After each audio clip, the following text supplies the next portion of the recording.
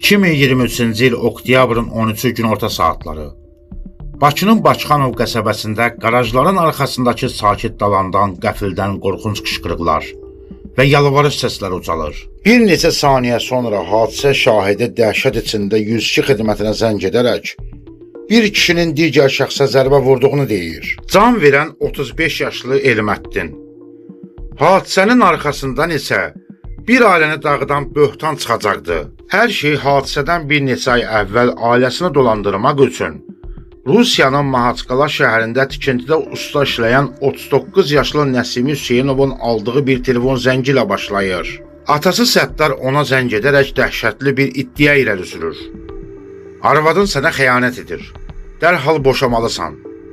Atasına bu məlumatı verən isə Nəsiminin öz əmsi oğlu, marketdə satıcı işləyən Elməddin Hüseynov idi. Elməddin iddia edirdi ki, Nəsiminin yoldaşı Samirəni başqa bir kişi ilə bir yerdə görüb. Hətta videosunu və şəkillərini çəkib. Nəsimi dərhal Bakıya qayıdır və əmsi oğlundan həmin sübutları tələb edir. Lakin Elməddin hər dəfə telefonum oğurlanıb deyərək görüntüləri göstərməkdən yayınır. Məsələnin əsl mahiyyəti isə tamamilə fərqli idi. Nəsiminin yoldaşı Samirə mağazada birlikdə işlədiyi Qurban adlı gənclə küçədə dayanıb, sadəcə borc verdiyi 42 manat pulu geri alırdı. Həmin an oradan keçən əmsi oğlu Elməddin isə bu adi borc məsələsini tamamilə başqa cür yozmuş. Hətta Qurbanı yumruqlayaraq işi polis bölməsinə qədər böyütmüşdü. Nəsimi aylarla yoldaşını gizlicə izləyir. Lakin heç bir şübhəli məqam tapmır.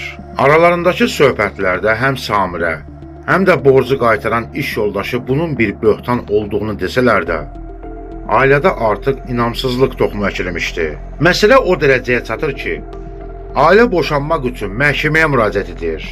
Ailəsinin rüsvay olduğunu, şərəf və ləyaqətinin tapdalandığını düşünən Nəsimi artıq geri dönüşü olmayan bir qərar verir. Oktyabrın 12-sində ticarət mərkəzinə gedərək, cəmi 1 manat 60 qəpiyə bir mətbəx bıçağı alan Nəsimi ertəsi gün əmsi oğlunun işlədiyi möcüzə marketinə yollanır. Onu çay içib söhbət etmək bəhanəsi ilə aldadaraq mağazadan çıxarır. Abışov küçəsindəki qarajların arxasına çatdıqda Nəsimi bu yalan söz söhbətlərə son qoyulmasını tələb edir. Lakin Elməddin heç bir sübut olmadan yenidən nalayiq ifadələr işlətdikdə Nəsimi özünü idarə edə bilmir və Elməddinin həyatına son qoyur. Nəsimi dərhal 102-yə zəng edir və yola çıxaraq yaxınlaşan polislərə əl qaldırıb təslim olur.